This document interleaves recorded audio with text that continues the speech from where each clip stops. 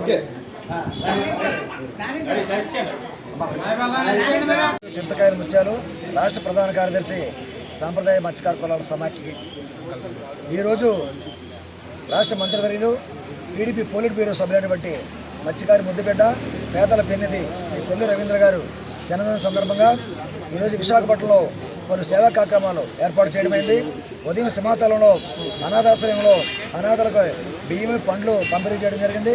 వారు 12 గంటలకి విశాఖపట్నం 1 టౌన్లో గల స్వామి వివేకానంద స్వచ్ఛంద సంస్థలో అన్న సమారాధన, పేదలకు దుప్పట్లు, మైలు చీరలు పంపిణీ చేయడం జరిగింది. అలాగే సాయంత్రం దేవునిపట్ల కూడా పాఠశాల విద్యార్థులకి పుస్తకాలు, పెన్నులు మొదలగు సేవా కార్యక్రమాలు చేయడం జరుగుతుంది.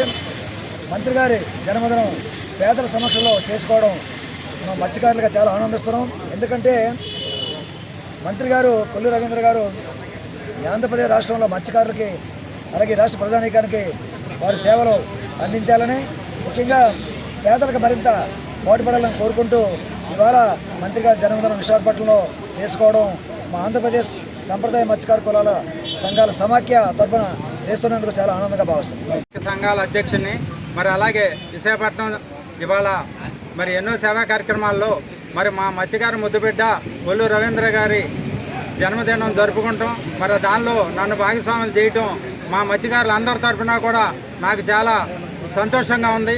మరి అలాగే ఇంకా ఎన్నో పుట్టినరోజులు జరుపుకోవాలి. మా మత్స్యకారులతో అందరి తరఫున కూడా ఆయనకి అభినందనలు తెలుపుతున్నాను.